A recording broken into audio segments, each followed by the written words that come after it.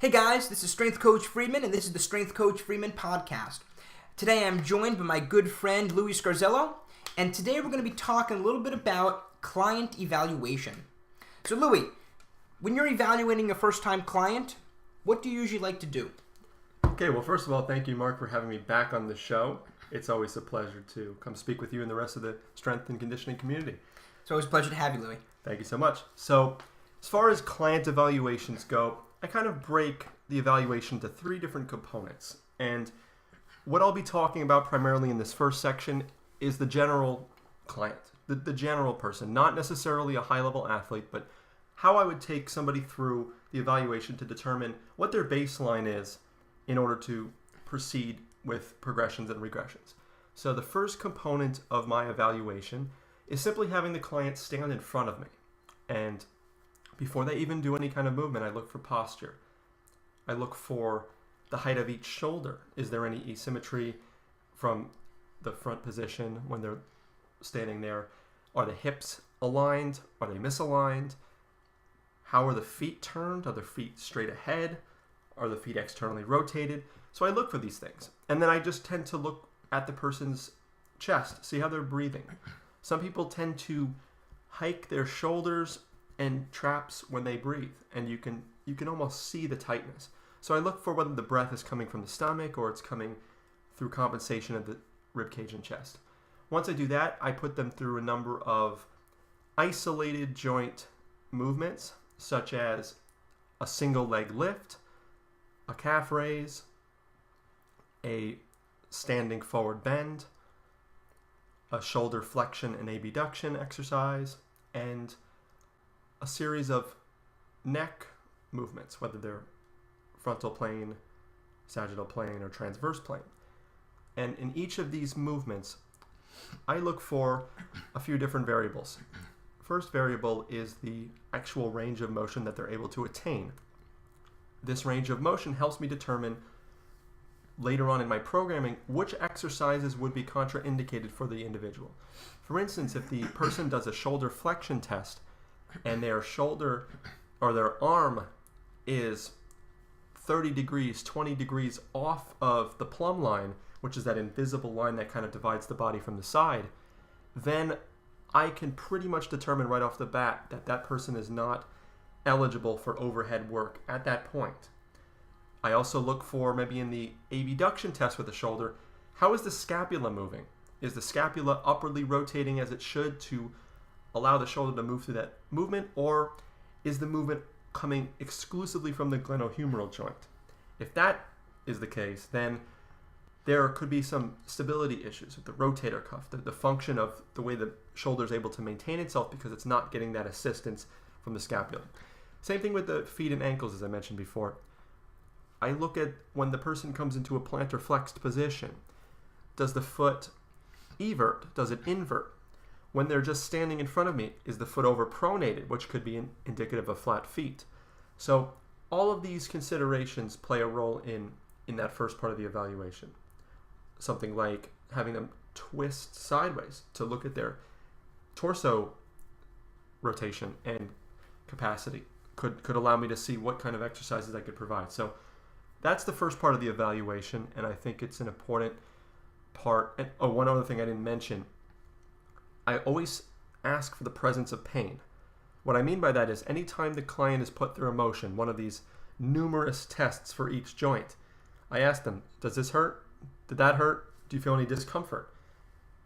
If there's any pain or discomfort, then either it's something that I cannot do with the person, or it's something that I want to look further into as far as maybe this is happening. Maybe you feel pain in the hip because there's a compensation going on in your spine or something like that.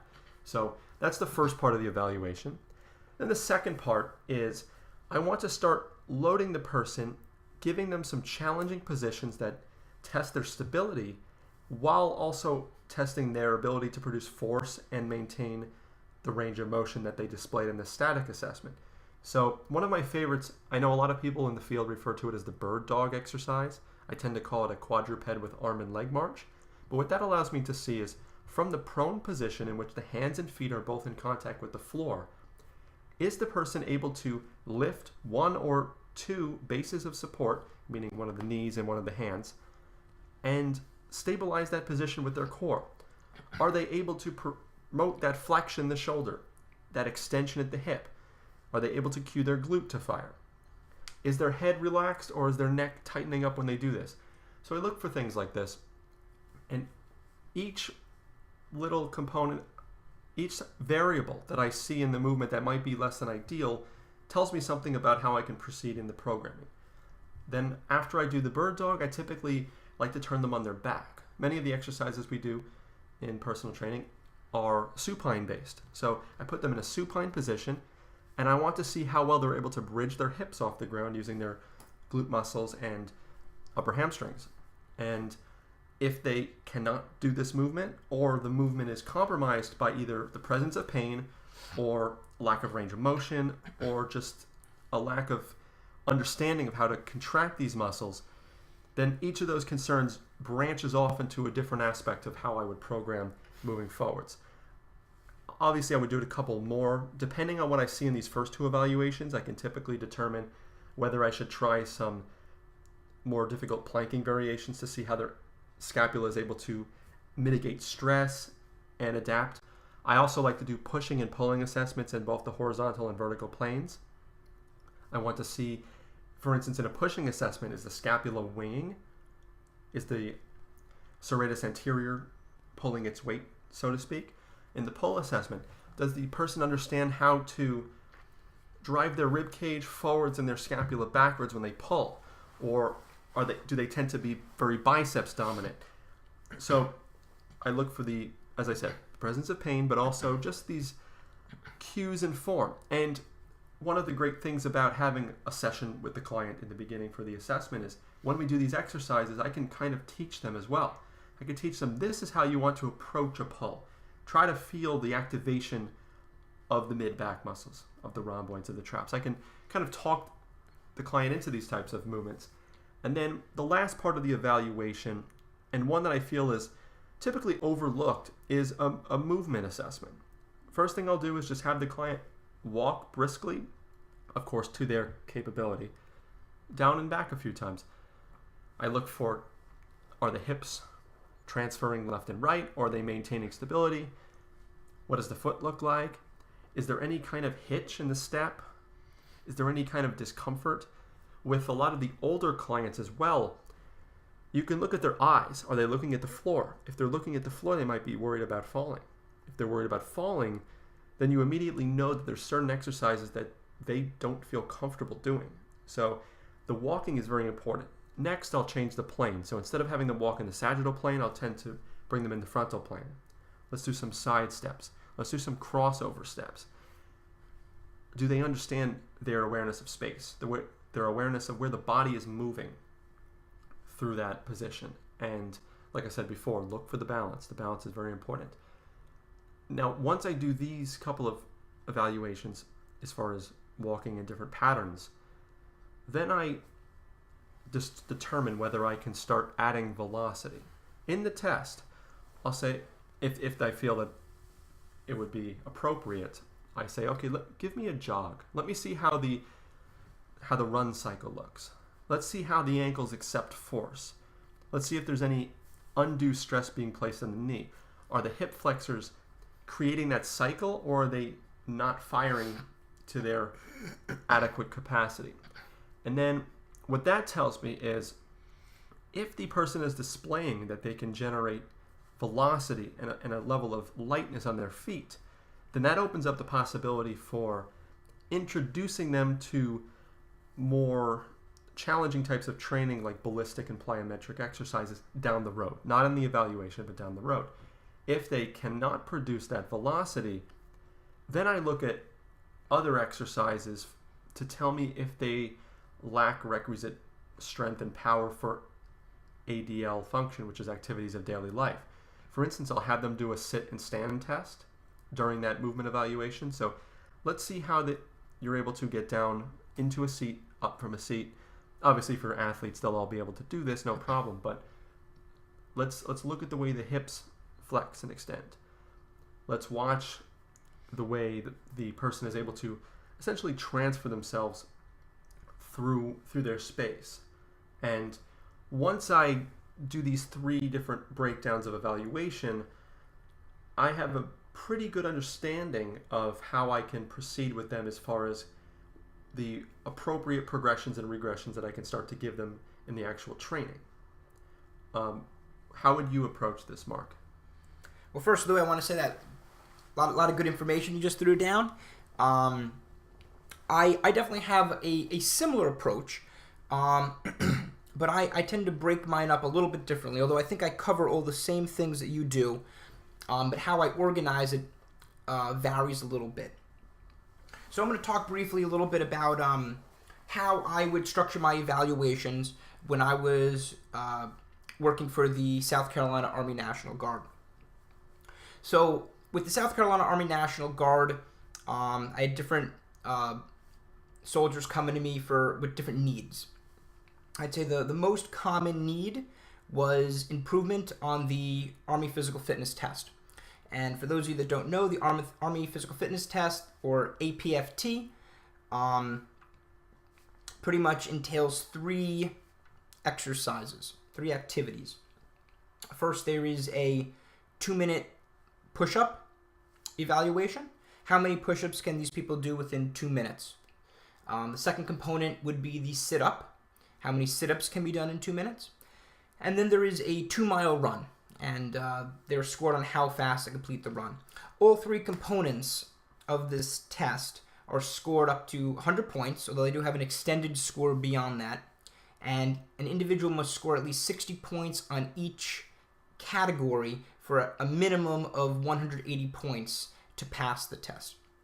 If they fail any one part of the test, they immediately fail the entire thing and they have to redo it. In addition, there are also certain height and weight standards that an individual has to meet. These different standards for both exercise and height and weight are essentially indicative of the individual's age and sex. So those are the factors that really dictate what the individual is supposed to be doing. Personally, I think that's a little bit silly because a soldier in combat is going to be treated by the enemy the same way, ultimately. So, the enemy sniper is not going to sit there and say, oh, well, this guy's about 45 years old. Let's give him a 3-second head start. It doesn't work like that. So personally, I really think that if all soldiers are expected to do the same tasks, they should all be evaluated the same way. But that's a topic for another day. But pretty much, when I would bring my soldiers in, I always would start off on... to be honest, my evaluation is kind of ongoing. I have an initial evaluation, but essentially the way I see evaluation, it's continuous. As an athlete continues to grow and develop, you need to continually reevaluate, reassess, and to be honest, I think for most strength coaches, this just becomes an innate thing. It's something we just naturally start to do. We many times probably subconsciously are watching the progression. It's always important, I think, to take notes and note these progressions. A lot of times, if trainers, many trainers and coaches don't even really record the progress their athletes are making in terms of numbers, repetitions, etc. But you should definitely do that. And in addition, I always recommend recording subtle changes. This person this person had an injury. Now their degree of range of movement has increased a little bit. Make notes of all these things. Really keep a record. But I digress. So usually on my first day with a soldier, I would first sit down with them and talk with them.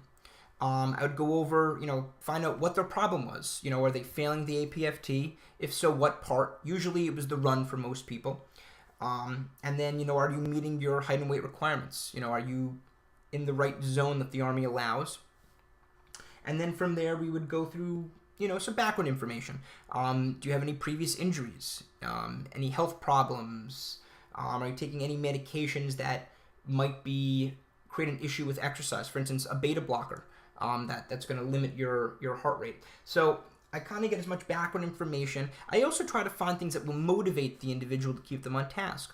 Are you an athlete? Do you participate in other sports, such as martial arts? Do you want to participate in other sports? Most people that come in to do the APFT, they're struggling because they don't like doing it. They don't like running, and hence they don't practice running. So I try to find other things, other reasons what might motivate them. I've had individuals come in, they were second degree black or third degree black belts, I believe, in karate. So not only were, once we tackled some of the things that were required for the APFT, we were then able to move on to things preparing them for their next belt examination. This individual was looking to go into special forces, so we were able to do some training gearing a little bit more towards that, some more tactical based training. So it's always important to talk to the individuals you're working with, know why are they there? What's the reason? Find the motivation. Some people call it the hot button, Find that button, press that button, and figure out a way to keep them on track. Something like only, I think, 3 to 5% of people actually fulfill their training goals. This is generally speaking for people that go to gyms. So the question is, why are people not achieving these goals? And a big part of it is staying on track. You could be doing a very basic, even a very poor training program, and to be honest, if you stick with it for a period of time, you're going to see results. And some of those results will be positive. So if someone's looking to lose weight, all you have to do is make some minor changes to your eating and consistently do something in the gym, and you're going to see a change. The better the program, the better the results, and the greater longevity you're going to have. But consistency is number one. So always find the reason for why your person wants to train and make sure that they keep wanting to come in and continue with the training. So once I get my basic information, then actually a lot of times with my soldiers, we also had to go over nutrition. So I would ask them a little bit about, what are you eating? What's your eating schedule like? What's your eating regimen? I have soldiers that come in. Well, I'm having trouble gaining weight. I said, how many times do you eat a day? Oh, sometimes once, sometimes not at all. I said, well, that's your problem. I said, well, if you're not eating, you're not going to gain weight. And they kind of looked at me, like, it's that simple. Sometimes, someone's having trouble losing weight. I drink 4 sweet teas a day. Well, have you tried maybe drinking 1 sweet tea a day? Maybe I can try that out. So sometimes making a very small change can really do a lot for an individual. I've heard stories of people like they used to drink Pepsi at lunch, Pepsi at dinner. They cut out 2 Pepsis and they lose 30 pounds in a year, not doing anything else. So it's good to get information on nutrition. You got to be careful about what kind of information you're giving or recommendations you're making for foods. This also varies a little bit state by state. I usually talk more about information on training, on nutrition rather, what times to eat, what foods not to eat. I talk a little bit about macronutrients and such, but I don't design specific meal plans. I try to work with an individual and give them information so they can make healthy changes that might benefit their goal. So once we do that, we do a little bit of talking. My evaluation, my initial day usually takes about an hour and a half. But once we talk, we go out into the gym area where I perform a postural assessment, just like Louie was saying. Posture is so crucial to any sort of training, any sort of sport, and especially a soldier, especially some of these infantry guys, rangers, different special force groups that sometimes have to hump a lot of gear. So if you're walking for 4 hours with heavy gear on your back, then you have to, after 4 hours of walking through the desert with gear, engage in a gunfight and then walk all the way back. You need to be able to maintain your posture so you can properly carry that gear and do what you need to do. Muscle function is dictated by joint angle. All right? Joint angle dictates muscle function. If your joints are not in the proper positions, your muscles cannot properly contract and move these bones. All right? So that is a critical aspect of athletics. We need to make sure that the body, the structural component, the bones are in the right spots. So when I'm looking at posture, that's essentially what I'm looking at. I'm looking at the skeleton. Now, there's different giveaways with the muscles. The muscles might be pulling the bones out of position, etc., etc. And those are things we have to delve into a little bit and try to do some problem solving as to what's causing certain postural and muscular deformities. But the initial postural evaluation, I pretty much just have the person stand, face the wall, and I pretty much look at everything from the front and from the back and from the side. So I'm looking at their head. Many people have a tilted head. Their head is tilted to one side. They don't even realize it. Most people's shoulders are not perfectly even. Most people have some kind of, many times this is due to some kind of curvature of the spine, inappropriate curvature, like a scoliosis, lateral curvature. And all these things need to be noted. Sometimes it's muscular. The muscles are pulling one side down.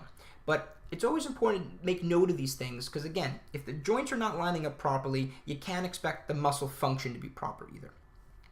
So I usually do this all the way from the head to the feet. Just like Louie said, I look at the foot position. I look at how the feet position under the body. Are the knees caving in? Are they sticking out? Do the feet inwardly rotate, externally rotate? Are they collapsing through the arch?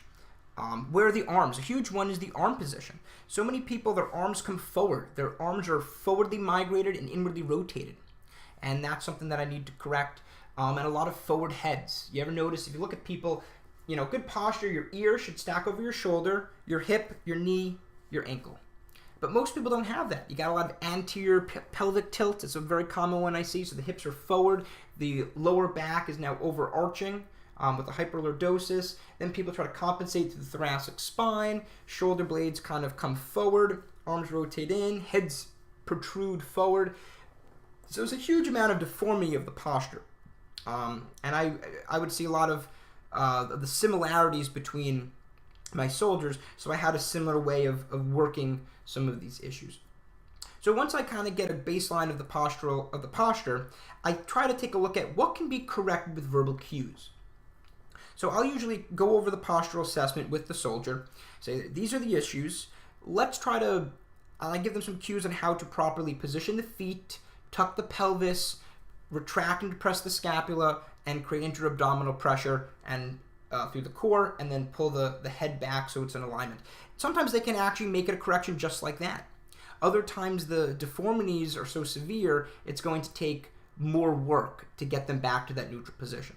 Most people are going to require some work to retrain their body to be in the right spot. A lot of times this now involves with a variety of exercises, soft tissue work, etc. So my next step, I do a movement screen. So just like Louie said, I start off with more isolated movements in my movement screen, and I finish with more complex movements. Many times the exercise in this movement screen, I kind of double dip. I not only use this as a movement screen, but I also use this as a warm-up. I like to think of it as movement preparation, all right? Sounds a little better than warming up. People think they can skip a warm-up, or they think it's just about elevating the body temperature. It's about prepping the muscles, so I like to think about movement prep. I have about 13 exercises that I do for my movement preparation that double as the movement screen. So those are actually all up on my website, on my YouTube channel. So if you go to Strength Coach Friedman on YouTube, you can see a list of those exercises. I have them labeled as corrective exercises. Yes, you could call them corrective, but at the same time, aren't all exercises corrective? If you're doing an uncorrective exercise, then you shouldn't be doing it. Every exercise you should do should be ultimately correcting your body, making it better. If you're doing something that's making you worse, why are you doing it? Okay, so kind of like we talked about in the last podcast, ask yourself, why are you doing something? Does it make sense? And if you can't give yourself a really good reason and really find additional evidence to support that idea, don't do it, all right? So everything should be correct, so I really shouldn't even have to say corrective exercise, but I throw it on there for those who might not know otherwise. Anyway, the list is pretty simple. Starts off with eyes, Y's, and T's, looking at So remember I was saying the shoulders come forward. So I'm now working on kind of resetting the scapula, extending the arms overhead, basic movements that everyone should be able to do. And I'm looking for, bending of the elbow, discomfort, etc. Also, I'll note, as I go through this movement screen, I have a scaling system. So I usually rank the movements from 0 to 3 on how well they do it. 0 is if they're pain, 1 is if they're very poor at the movement, 2 is if they're moderate, and 3 is close to perfect.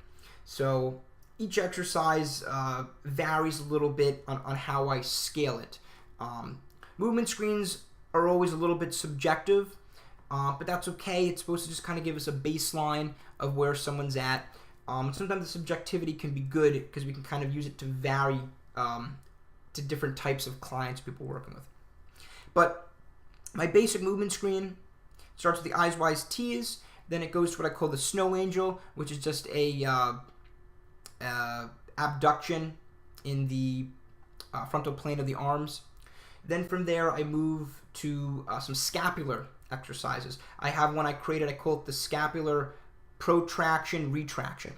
So many people have issues with the placement of their scapula. Many people have elevated scapula. They do a lot of shrugs, but they don't do what I call the reverse shrug. So they do a lot of scapular elevations, but minimal scapular depression. So they develop an imbalance. If you ever see people look at they have no neck, many times this is what it's from. Or you see some of those tribes people in which the women put metal rings around their neck to depress the scapula, and they have like these super long necks. Those individuals have overly depressed their scapula, and that's where you get that from. So we want the healthy balance, you know. We don't want to be walking with the juggernaut, you know, it has no neck whatsoever, and we don't want a super long neck. We want a healthy neck with proper movement of the scapula and shoulders.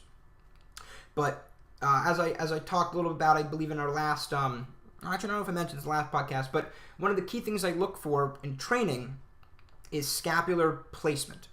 If the scapula are not in the right place, you are not going to be able to do many of your exercises properly. Remember, joint angle dictates muscle function.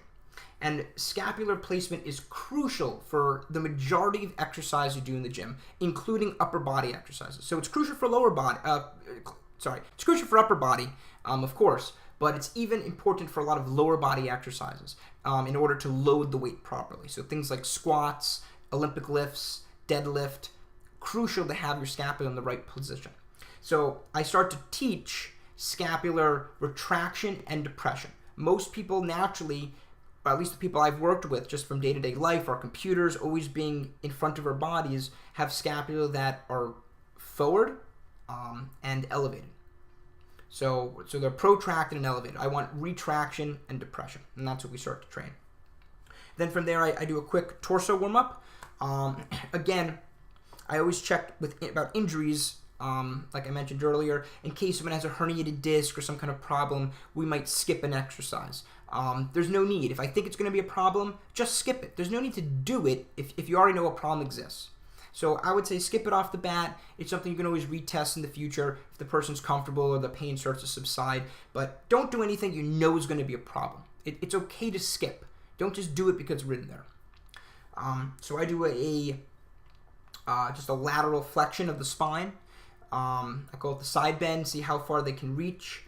And then I do a torso rotation, which is huge. Rotational movement is a huge factor for a variety of sports. It's where a lot of power gets generated. Any kind of striking sport, if you're looking at striking or throwing, if you're looking at martial arts, boxing, something like soccer, baseball, hockey, lacrosse, golf, anything that requires a rotational movement, you need proper rotation and be able to separate the hips and the shoulders so you can properly generate that explosive power. So that's a crucial thing to look for.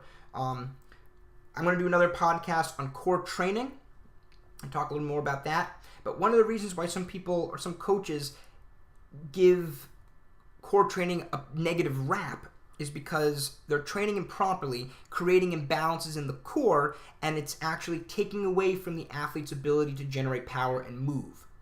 So some people then blatantly say, core training's bad. Core training's not bad. It's about how you do your core training. So always remember, evaluate the individual. That's the whole point of this. If their core mobility is good and they maintain that proper mobility and function, core training is going to be positive. If they're already having issues, well, the type of core training you might want to do might be more focused around mobility in the beginning rather than strength or power. And then moving on to the lower body, I do a step and reach movement. All these movements are dynamic, by the way. Nothing lasts more than 3 seconds. You don't want to do static stretching prior to exercise. There's a whole complicated thing going on. I'm not going to go fully into the science of stretching right now, but ultimately, static stretching prior to exercise makes your muscle less reactive and increases your risk of injury. So you never want to static stretch before exercise. You want to do dynamic movements, and then after your exercise, you can do static stretches for your flexibility. All right, so I do a step and reach, which warms up the calf muscle.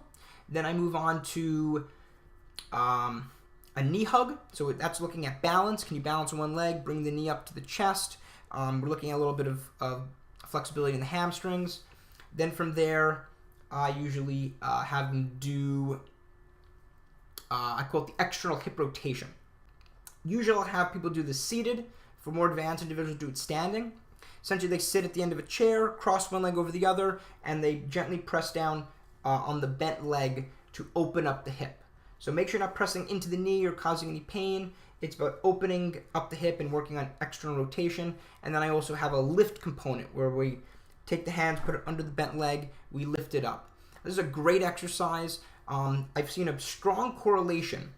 I would say over 90% of the people I've worked with over the years that have knee-related issues have very tight hips.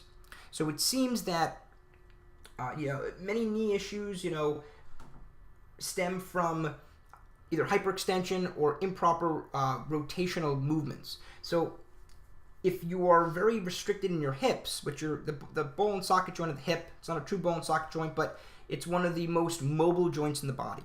So your rotation should be occurring there, not into your knee. The rotation of the knee should only be around the proper axial plane.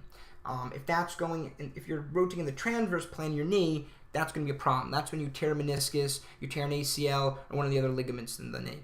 So you want proper mobility in the hip, so you're not putting that inappropriate twisting into the knee. So again, it's crucial movement. And then from there, as long as the individual is able to do so, barring any kind of injuries, we will do a reverse lunge to start opening up the hips, start to reinforce running stride, and then I usually finish off with a deep squat. For this squat, I'm not really doing the squat as you would do it with weight. It's more of the squat of a movement. More if you had to go take a dump in the woods kind of thing, that's the squat we're going for. The kind of squat that I mentioned last time, the shaman that I met would do and sit in that position. In many countries that I visited, people will sit like this. This is the natural resting position for primates. You look at a lot of other primates across the board, they sit and rest in this squatted position. It's a very natural position. It's a position we're supposed to go to the bathroom in, the position we're supposed to give birth in. It's an ideal, women are supposed to give birth in, but it's an ideal position for the human body to rest in. I'd like to do another podcast on the fallacy of sitting, I call it, and the issues of chairs and how it's affecting us physically, and how the cultural ramifications. But that'll be another podcast. But that's pretty much the movement screen. So usually for the day, that's where I stop. That usually takes about an hour and a half, depending on how many questions the individual has. But that's usually where we end for the day. Now, the next time my soldier comes in and meets with me, I usually like to do, I check to see what their issue is. So most people, it's running. So many times the next day, we will focus a little bit on running technique, where I'll take them downstairs to the armory. We'll do a variety of moving drill, kind of like strides, drill strides, to kind of warm up prepare their body for running. So of course we always run through these dynamic warm-ups that I just listed, the 13, and then we'll do these stride warm-ups, and then I do several different drills to kind of change how they think about running. Sadly, for a long time, we've been teaching people to run heel to toe in distance running, and that's really not the ideal way to run. It's not how the body's biomechanically structured to run. And if you don't believe me, take off your shoes and try to run barefoot. And I think very quickly you'll adjust towards the ball of the foot because it'll be too painful to land on that heel. Heel is very painful to run. Again, I'd like to do another podcast talking more about running technique. But ultimately, I watch the running. I do these drills. I watch the technique. And then I make some suggestions. And then I reevaluate and see if they were able to make some cues. So that's pretty much where I end with that. And then subsequent days, I start to introduce certain, now, I don't call these the evaluation, but to me it's still an evaluation. They just don't know that. But we start with a core day, where I'm doing various core exercises to work on intra-abdominal pressure. I do the exercise Louie was talking about. I regress it a little bit. So rather than doing just the quadruped arm leg march, I first just do it with an arm march and then a separate leg march, and then subsequently in further weeks I'll put the two together. I do what I call the kneeling straight arm plank to work on intra-abdominal pressure. I have a few different exercises I do core-wise. So again, now we're actually getting into the training process. Even though the warm-up was the same, we're starting the training, but I'm just kind of calling it the assessment. And then once we get into the actual training, I'm still assessing.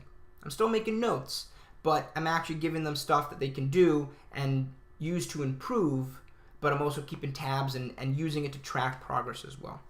So then after that, I do a leg day. We're going through basic movements, and I'm further evaluating the lower body exercises.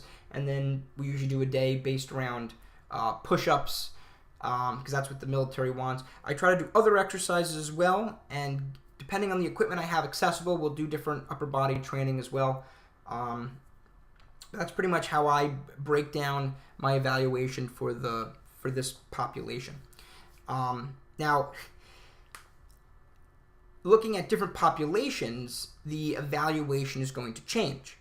So if we're working with a higher level athlete, the evaluation process is actually going to become much more complex. You're dealing with a higher caliber athlete, you're going to have a higher caliber evaluation. You have a more expensive car. When you take it into the shop, they're going to do more work, they're going to have more things checked, you're going to have a higher degree, you're going to get detailed, you're going to put your money in and invest in that car. So same thing with the athlete. I would really break down the movements further. I would do more isolated movements, but then also a lot more dynamic movements and movement pattern-based evaluations. So, for instance, I have the FMS1, the Functional Movement Screen certification. So that kind of starts looking at some slightly more athletic movements. Some of the movements I use for individuals who are not athletes, but some of those individuals I just know right off the bat a lot of my people can't do. So I skip the ones that I can't do, but for more athletic individuals, I'll put them through that. And another movement screen I learned recently, it's called the dynamic warm-up movement screen, and we learned that from the strength and conditioning coach that deals with basketball over at Clemson University. So we learned that. Very yoga-based. A lot of the movements seem to be based around yoga moves, but it's a more complex flow. It's an interesting take on movement and movement assessment. However, I just tend to feel it's a little more advanced. So I would use that with a more athletic population, but again, another good movement screen to throw in. So Louie, I know you were talking a little about your basic clientele. Are there any differences or additional things you throw in when you're working with a higher level individual? Sure. I just want to backtrack a bit. You gave me a lot to digest there, which was great. So sorry, Louie. No, you know me. I just once I start, I can't stop. Exactly. So, just to give an example of the evaluation process, once you have your initial evaluation, that's not when it ends. This is a continuing process. At any time you give a client or an athlete a new exercise, anytime you give them a new variation or new progression of an exercise, you have to evaluate. And sometimes your initial evaluation leads you to believe that an athlete is at a certain level. You give them that progression, and then you see things that are not absolutely displaying properly. Then you know, okay, let's regress it, but maybe regress a half step. As far as the athletic evaluations in comparison to the general population, let me give an example of the way I would assess let's say an older client versus an athlete with the same movement pattern. So if I have an 80-year-old who I can pretty much assume is not a high-level athlete in their current state, I would use let's say a sit and stand as an assessment, just to test basic squat function. I could pretty much assess, let's say when they walk in, that they will not be able to hit a deep squat without any kind of problems, especially if they've had any pathology in their knee or hip or anything like Mark mentioned, imbalances. So I put them in a sit and stand test. Now for the athlete who clearly demonstrates this potential in their sport, maybe I would use an overhead squat.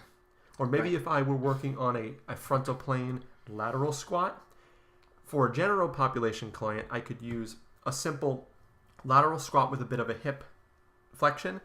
But for an athlete, maybe I would give them a very light implement to hold over their head, get into that lateral squat, holding a weight over their head, and then leaning into lateral flexion. Let's see the activation of the quadratus lumborum, which is a muscle that kind of runs the lower lumbar spine. Let's see how this muscle now reacts to a pattern that the athlete might not even be familiar with. So I feel like in addition to assessing the simple capability of an athlete, it's important to start to change the patterns. Give them things they're not used to and see how the body reacts to that stimulus. Because sports are very unpredictable for the most part. If you have, like for instance, I'm a bowler, so in bowling, the pattern is pretty consistent. But if you have a sport with a lot of reactive capabilities, such as tennis, football, basketball, where the pattern is not necessarily set in stone, there are a lot of times, very momentary times, where the body's unaccustomed to moving in a certain pattern. The feet might get crossed up. Let's say I'm playing basketball and I'm guarding a very good player who throws a crossover move at me, and he gets my feet just out of place. You would see that typically as result in the athlete hopefully not falling, but maybe losing their balance. The offensive player moves right past them. But by giving them things in the corrective protocol of training that challenge the body in unusual patterns, I believe we improve the neuromuscular efficiency of the system. So what we end up seeing is evaluation through unusual patterns with the athletes, I believe, is the way to go as far as really understanding their level of capacity. And then, of course, the progressions and regressions are all variable. So when I train a 90-year-old and I train a 20-year-old, my process is the same. The way I go about evaluating, the checkpoints that I'm looking for remain constant. But obviously the potential for movement and the potential for force production and expression is increased dramatically. So therefore, my evaluations become higher level. I think, Mark, you had just mentioned about when you do a quadruped with a single arm and a single leg before you move it to an opposite arm and leg. Those are all things I would do. So for an older client, I would definitely start with single and see if they can support that. And you might be surprised. Some people can't. So, or they might not be able to get the full range of that motion. But for an athlete, there's a different expectation. So now I might challenge the pattern more. Instead of starting the reach in a quadruped position, what if I do the same reach from a push-up position? Think of a bridge. The longer the bridge is, the more support it needs. So now we're lengthening the basis of support from the knees and hands to the feet and hands. Now lift one arm. Now lift one leg. So now the core, we talk about core stability. The core is being placed under a tremendously higher stress, and we see how the body adapts. So sometimes with these, if you do the exact same evaluation with the same level with all of your clients, including the athletic ones, certain things might not become apparent. But when you up the intensity, when you up the demand for the body in the athlete, that's when you start to reveal imbalances, even when they could be a physical specimen. So, absolutely, a lot of excellent points, Louie. I just want to reiterate one of the things you said and just really pin that down for our listeners, the importance. Like you said, an athlete can be a great athlete, but they may have imbalances. But doing something like a simple squat, like as we were talking about with our evaluations, really might not be enough to evaluate a problem. If they've been squatting, you can be great at squatting and still have imbalances. Practicing a movement, you can develop the ability to do it, and it doesn't necessarily provide good feedback on whether or not you have the proper mobility and flexibility and overall function. You can kind of, it's almost like teaching to the test. If you train to the test, you might get good at that one thing, but now you're missing out on other things. Some people will say, will argue, you should never train the movements that you test for a movement screen, simply because you can kind of train to the test. So you can do it, but it doesn't necessarily represent what it means. Me personally, I think it's fine to do. I just think you need to constantly change what you're testing. Constantly be testing things. Make everything a test. Constantly improve your movements. And make sure you're not just using that as your only method of evaluating. If that's your only method of evaluation, that's a problem. But if you're evaluating on a wider scale of things, you have more things to test, I don't see any problem with that. An excellent point. Really the best test for your athlete would be, go to a game, go to a practice, and watch your athlete perform on the field or on the court, etc. That ultimately is your number one test for, is this athlete able to move properly? If you ever watch some football players, they sprint down the field, they can, either catch a ball, they're running the ball, and they can just dance the sideline. Some of these guys go right out of bounds. Boom, right out, nothing can stop them. They can't control their own power. Other guys, you think they're going out, and out of nowhere, I've seen some of these photographs, and it's amazing how angled the torso is, and yet the legs are perfectly vertical, and it looks like they're going out, and they can just dance the sideline, keep their feet in, and then cut in a completely different direction. That's the difference between a good athlete and a great athlete. It's these subtle abilities to move, and those are the kind of things that ultimately, at the end of the day, win games. So it's great to have a foundation of mobility, flexibility, evaluation, everything we're talking about, but at the end of the day, don't miss the forest through the trees. What's the goal? The goal really isn't, who cares how great their squat is if they're a great athlete and they can perform well. Again, use the squat as an indicator to look for potential injuries, other things of that nature, but if they're doing great and they don't score well on your movement screen, does it really matter that much in the long run? So watch the athlete. Go to practices, go to games, evaluate their actual functional movement on the field. And that's really what you want to be looking at for these kinds of things. So that's really an important point. Something that I believe is highly overemphasized in strength and conditioning are the measurable components, Absolutely. The measurable tests. I have been in facilities where right on the wall, there's a wall of fame that shows the best lifts, the best static lifts in the squat, in the bench press, in the power clean. Well, power clean is not quite as static, but you get my point. The 40-yard dash, which is a very predictable test. Mm-hmm. All of these measurables are on the wall, and there's a clout to getting your name on that wall. There's season awards, there's lifetime awards for the entire history of the program, and these static measurables don't help you tiptoe the line and don't help you make that cut instead of falling out of bounds. They might help. Having strength and being able to display power through the muscles could help, but that's not athleticism and that's not sports specific. So don't get too caught up in all of the chase for numbers, the chase for improving test scores. Now, of course, if you're training an athlete for a combine of some sort, an NFL combine, NBA combine, or powerlifting, the scouts look for these things, and so you have to maintain them to a certain level. But I know we talked about this in the last podcast. A strength and conditioning coach is not all about strengthening and conditioning. Yeah, the strength and conditioning coach that's where it starts. Has so many other factors to consider, and I think you would agree with me. One of the biggest ones is movement, the quality of movement, the efficiency, the ability for the joint to maintain its proper position, not only statically but dynamically. Mm-hmm. So sometimes you could do a static evaluation, like we mentioned before, and everything looks great. The hips stack properly over the knees and the feet and the shoulders, and everything looks great. But you add that stress, and you add that stress in unusual patterns, and then all of a sudden that breaks down. It breaks down. Why does it break down? Then that's when I believe the knowledge of anatomy really comes into play. What muscles help to stabilize this movement? How can what sling systems work together in order to keep this movement stable to prevent the energy leakage? So we can take that player who's about to fall off bounds.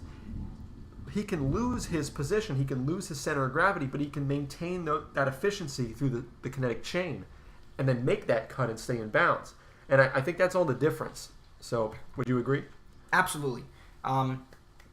It's funny that you brought up the whole idea of these different measurables and strength coaches getting very caught up in them. Now, sometimes coaches do because sadly, kind of like we talked about last time, this kind of ongoing struggle between the strength coach and the head coach. Sometimes the head coach, they want a measurable. I had the same problem in the military. They didn't really care how great a soldier the individual was or how well they could perform in the field. They were just caught up on how fast can they run their 2 mile. Where, again, in the field, they never do that. They're not going to run 2 miles in PT gear. I had soldiers that were, 230 pounds, 6'3".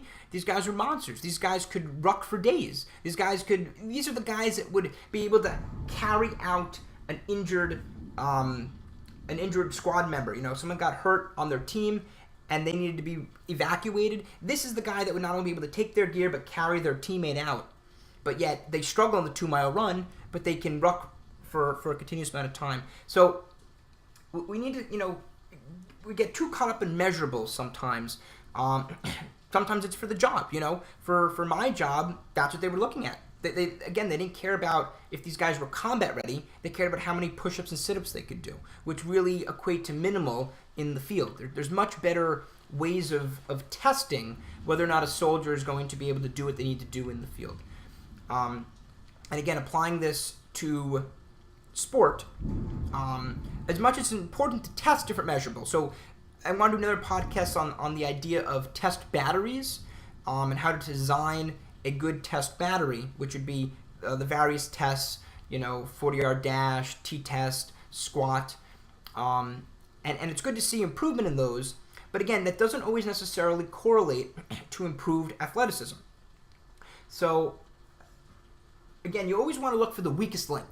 They call us strength and conditioning coaches, but we should really be, athletic refiners, athletic tune-up. There's different terms you could come up with that probably sound a little better. But at the end of the day, simply, if an athlete's already really, really strong, and that's not his or her weak link, making them stronger won't necessarily help. I was actually listening to a podcast the other day through the National Strength and Conditioning Association website. And pretty much this individual was talking about how he was training this NFL football player. And ultimately, this guy came to him, I guess it was for the summer, and he wanted to increase a lot of these measurable forms of data. So they worked on his 40-yard dash, his bench, his squat, his vertical jump, and everything improved dramatically. He did a great job working with this athlete. Everything improved. He was doing even better than he had when he had previously trained for the combine back when he was getting out of school. So he was really doing well. And the strength coach and both the athlete were very excited. They were really looking forward to seeing how he was going to perform when he got back to his season training. And you know what happened? He went back. There was no improvement. So he did all this work, and his actual improvement on the field was negligible. No one even noticed the difference. So that's when the strength coach kind of sat down and was like, what the heck? He's like, he had to reevaluate everything that he thought he knew about strength and conditioning. And that's when he came to this realization that, well, strength and power wasn't his weak link. He was already strong and fast enough. It was about taking that strength and power and making it usable. Okay? There's a reason why the strongest powerlifters in the world are not the top football players. If football was strictly a sport of strength and power, your top powerlifters and your top Olympic lifters would be dominating the field. But it's so much more than that. That's just one component. It's the same thing. If size, muscular size was the, real force behind athleticism, bodybuilders would be running the sport world. Bodybuilders would be the top athletes, but they're not, because their training is very different. It's not geared towards performing in a sport. It's geared towards looking a certain way in the bodybuilding shows or pageants, really. So there's nothing wrong with those types of training, but we need to, again, don't miss the forest of the trees. What does your athlete need to improve? And focus on improving that. So I think that's a key thing. in the future, I'd like to go a little bit more onto test batteries. I'd like to do another podcast talking about the different types of tests, how to design a test battery, and how to really, even create your own tests that you can use to measure your athletes and see if these are going to be things that will help you collect data and track progression of the individuals you're training. I agree. That stuff it's becoming more and more important, because when you hear resources like Mark talk about how the static measurables are not cutting it, they're not creating the change on the field that we need to see, the dynamic battery of tests that we can provide will give us the greater appreciation for how we can improve. Where are the areas that the athlete can improve? And I think you have to look at the entire picture. So when you're evaluating, take a look at obviously the posture and the static evaluations, add your movement evaluations, then work on those specific tests, develop those tests, think about them according to either the movements of the sport, the energy systems that the sport will be utilizing, all these different considerations, and then use all of that together. Don't look at one thing and then lose the concept of the other thing. Look at everything together. Yeah, and by no means are we saying, measurable statistics are not important. Within most sports, they've been collecting enough evidence and data on these different athletes to kind of get an idea of what the average athlete does or what the top athletes do. So clearly, if you're a basketball player and your vertical jump is significantly low, that's something you need to improve. We're not discrediting these more traditional methods of evaluation. They still are a staple in the strength and conditioning world. However, we're just saying don't get overly caught up in things that aren't going to help get you further. Again, if they're already outperforming and they're already doing great in those sorts of measurable things, don't get caught up in just trying to improve them and thinking that's just going to make them a better athlete. Look at what's keeping them back. There have been plenty of excellent athletes, top athletes, that are fairly low on some of these measurable tests. They don't squat high. Their squats are actually much lower. Squats, deadlifts, and various things are much weaker than many of their teammates, yet they perform better on the field. So again, we're not powerlifting coaches, unless you actually work for a powerlifting team. That's the thing. But if we're working with other athletes, our goal isn't to turn them into powerlifters. It's not to turn them into bodybuilders. It's not to turn them into anything except their sport. It's to help improve them at what they do. We're supposed to make them the best athlete they can, and bring out all that inner potential. So again, just because your athlete, if they're the highest scoring player on the team, but their squat's a little bit low, is it really necessary to kick their ass and make them squat real heavy? Maybe not. If they're already doing great, don't fix it if it's broken. Is it really going to make them that much better? I'm not saying don't let them squat.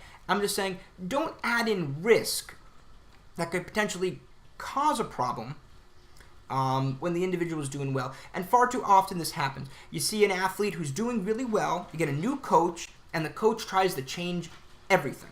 They pretty much go 0 to 100, a completely new program, and that's a big problem.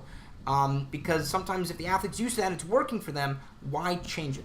Make small changes. Evaluate things, see if there's problems or things missing, and don't get me wrong, make changes. A new coach with a fresh style can be very beneficial. But if you're a coach, you're taking over for a team, take a look at what the team's been doing for the last year or the last 2 years. Get as much information on what they're doing so you can create a program that's going to take them further. So you're not wasting time backtracking, or you're not making such huge changes that it's going to throw these athletes off. Always think, the objective is to improve the athlete. Okay? Minimize risk of injury, improve their performance, and don't lose sight of that objective. And you have to leave your ego at the door to a certain extent. Very true. When you're taking over for a team from another coach, there's a tendency, and it's a very selfish tendency, to want to discount everything that the predecessor did and implement your strategy and take them to that next level. And I know it's become a popular marketing phrase, Right. Next level training. Right. But even if the coach before you didn't have the level of expertise that you did, there are certainly things that were beneficial, that you can maintain, that strides that were made within those players. And if you take over a team and those players are healthy and they're all performing and no one's hurt, some credit has to be given to the strength and conditioning program that was in place, Absolutely. even if you don't necessarily agree with all the methods. So take a look at this stuff. If your players are all injured, that might be a cause for more radical concern. If the team is underperforming, dramatically underperforming relative to their measurables, maybe it's time for an overhaul. But Right. if they're already having a lot of success and are remaining healthy, which is the number one concern for a strength and conditioning coach, don't injure your players. If you like your job, don't injure them. Then that's something I would keep in mind. Now, Mark, I feel like it's appropriate to this discussion to talk about how we can help coaches become better evaluators. How can we help? And I'll give my strategy. So I had the pleasure a while back of teaching a class of prospective personal trainers. And when we were doing our practicals in evaluation, the students asked me, how did you get so good at this? How did you get so good at spotting small, subtle errors or changes in movement than what's appropriate? So the advice I gave them, and I'll give it to you today, is start at the mall. Go to the mall, go to a shopping center, and people watch. Just watch the way people walk. Watch the way people move. And you can sit at one of these places for an hour, and you'll see probably 1,000 people go by if it's a busy area. You have 1,000 examples of things that could be right or things that could be wrong. And even if you don't know what you're looking at right off the bat, you'll start to notice patterns when you look at enough people. So watch the way people walk, watch the way people move, and their posture. Watch the way people hold themselves as they transfer, because there's a good chance that these 1,000 people, at least one of these 1,000 people, is going to be just like somebody that you train or you will be training in the future. For an athlete, Mark said it before, watch the games, watch them on the field, watch their display of performance. And then the final thing is go into the gym, not to concentrate on your own workout, but watch the way other people in the gym work out. Watch their form. Make mental notes. Pick somebody across the gym.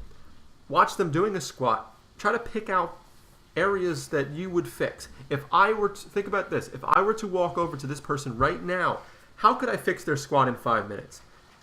5 minutes is important because when people are paying you or you have limited time, as most strength and conditioning coaches do, there's no wasted time. And it has to be very concise and purposeful. So think about how to take your information, what you're seeing, this is how I would fix it, and how could I make this condensed and easy to understand for the athlete, for the client, regardless of how they walk in.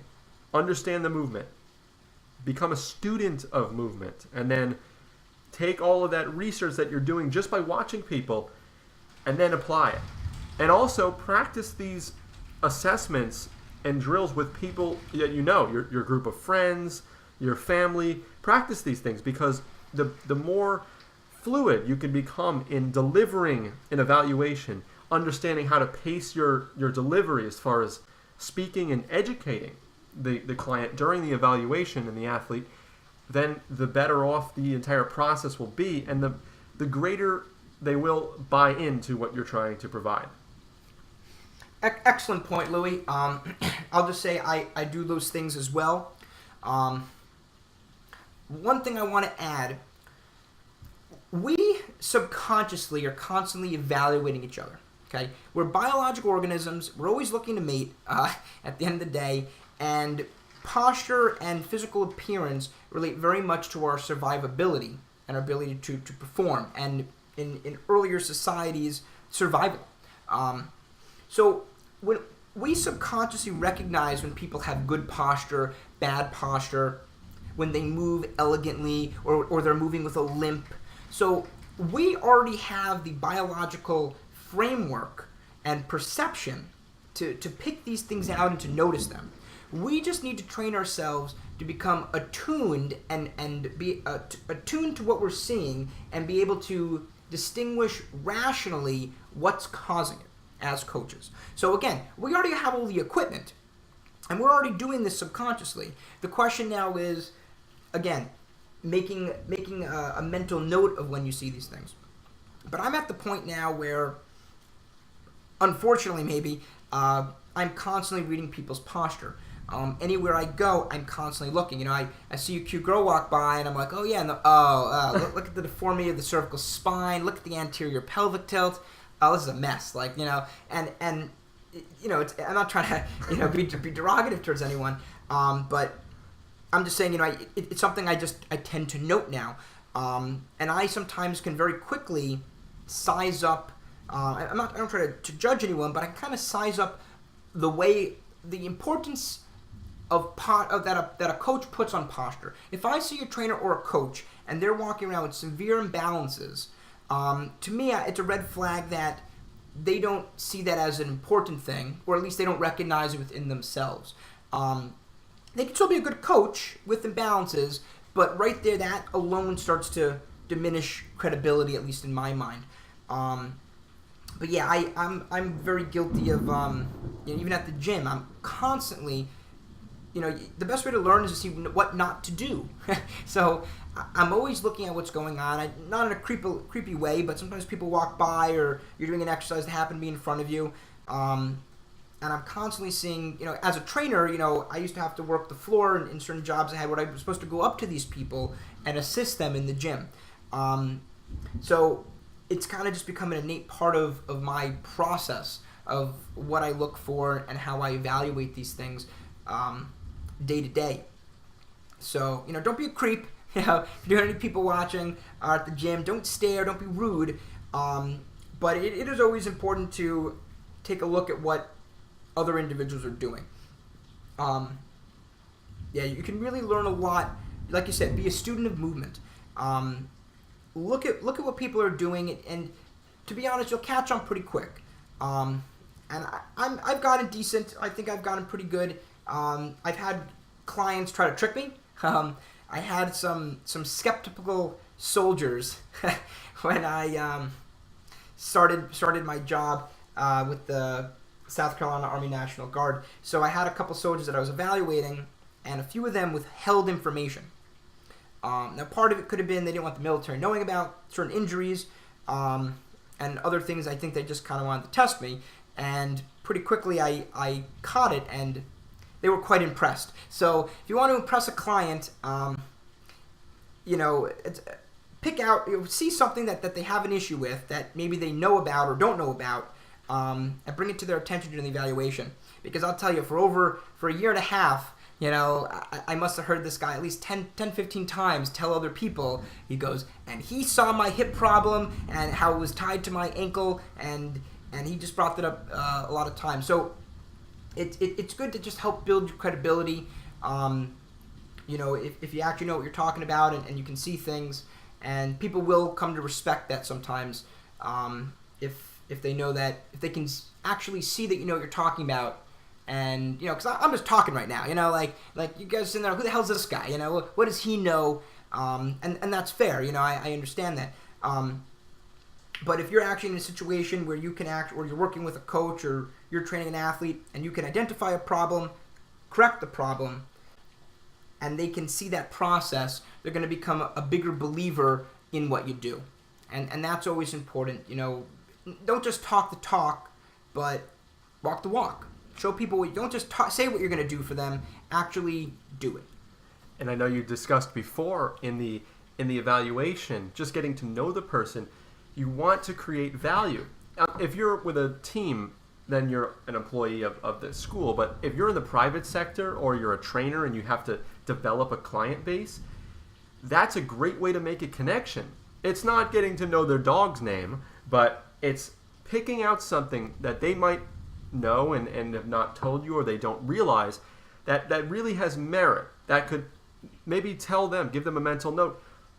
That's why my back's hurting. He pointed something out regarding my hip function that I never thought of. now you've created value for yourself. They see value in you, and not every client will. Most clients just want to be told, this is the exercise, do the exercise. Most clients just want to sweat, hurt, and lose some weight. It's. But most of them don't want to have their movement corrected. But occasionally you'll get that one client who sees your value, and then they tell all of their friends, or they generate your business for you. So these strategies don't only make you a better coach and a better trainer, but they make you a better businessman. They increase your value. So I think it's a great point you brought up. And I'll say I hate the business end. I know. I know you too, Louie. I tend to see myself more as an artist than a business person. So I hate the idea that you have to try to, sell what you're talking about in the training world. It's an unfortunate thing, but it's kind of, it's just where we're at. But whether the sale is for money or the sale is simply for buy-in, it needs to be there. You need to be able to present your information and pitch it. Whether, again, you're trying to get a new client that's going to pay you directly, or even if you're working on salary base. When I worked for the military, I was working for the National Guard. The soldiers were not really required to see me. They could during drill weekend. The commanders could insist, but ultimately they didn't have the authority the rest of the month when they weren't in uniform to make them come to me. So I was already getting paid regardless of who I was training, but I kind of had to sell my program, or the team's program, because we had it was a whole team we worked, but I kind of had to sell what we were coaching. I had them to buy in with what I was doing so that they would actually come in. And even if you're working as a strength and conditioning coach for a school or a professional team, at the end of the day, those athletes can choose to do the workout. They may be mandated to go to practice, but they can sit there and just go through the motions of the workout and just be like, yeah, this is stupid, I'm wasting my time, and they're not actually going to get much out of it. However, if you can get that buy-in and show them how what you're doing in the training room and how it's going to affect their sport. Remember, a lot of these people, they love their sport. Sometimes they get burnt out. But, if you've been playing soccer since you were 3 years old and you're still playing it in college, you probably like soccer to some extent. Or at some point you did. For any sport, if you love your sport, and these athletes, I was talking about this with Louie earlier, they want to win. A lot of these athletes, maybe a little too much sometimes, but many of these individuals that are very competitive, these high-level athletes are extremely competitive people, and they will do whatever it takes to win. So if you can show them ways and show them that they're not just coming to the weight room to get stronger, to get their name on a plaque, but to actually improve their sport and do what they love to do better and more safely, you have a greater chance for a buy-in. And that buy-in is really crucial. And again, the evaluation is a great time to set that up. And sometimes I do buy in, but I heard a strength coach speaking the other day, just a few months back at a conference, and he was ultimately saying, and he made some excellent points. He kind of told the story of an athlete he had. He was a great football player, but the guy didn't talk to anyone. He didn't talk to him. He barely spoke to the team. And essentially, you have to build the team. You got to get these athletes talking with you so you can help them become the best they can be. So he noticed that the guy liked cars. And I guess he had some connections over at NASCAR, the coach. So he said to him, hey, would you ever want to go check out, the NASCAR cars? I can see if I can set that up. And the guy kind of was like, eh. And I guess maybe a week later or so, he came back and he said, hey, coach, when are we going to go to NASCAR? He's like, that was the most I ever heard the guy speak. And, he took the time, he brought him over, and the guy had a blast. The guy was sitting there, I guess they brought him to the back area where the engineers and the mechanics worked on the cars, and he's having this whole conversation about cars and all this stuff, and that was the guy's passion. So sometimes the passion doesn't even have to be the sport. It's great if it is. It's a little easier. If someone has a passion for resistance training, that's the easiest. That's the ideal. You get your athlete, they're a great athlete, they love training, boom. You don't have to do too much in terms of getting a buy-in. But if they don't really love training, they like their sport, but they're not even that passionate about it, but they have something else they're more passionate about. Use that passion. Find that passion and see if you can motivate them from that end. Because this coach said that once this athlete, once they had that day and he brought him to NASCAR, their bond was so much stronger. Now he would come to him and talk to him. He would speak to him, and he was like a different person, he said. The way he interacted with the rest of the team was crucial. And again, if you're working with a team, not only do you need buy-in from them, to do your program, they need to buy in, of course, with the head coach and what they're doing, but they need to buy in with each other. If they're going to work as a functioning team, as a single unit, they need to like each other and be able to work with one another. So you really need to, and again, the head coach, I feel, tends to do a lot more of this team building kind of thing. But as a strength and conditioning specialist, as a strength and conditioning coach, don't forget that's still partly on you. There's a reason why you're called a coach. You're still coaching, and you can use the gym to be a great team building thing as well. Team building and teaching. Team building and teaching. That's what it is. It's education that never stops. At the end of the day, as a coach, you're a teacher. So absolutely.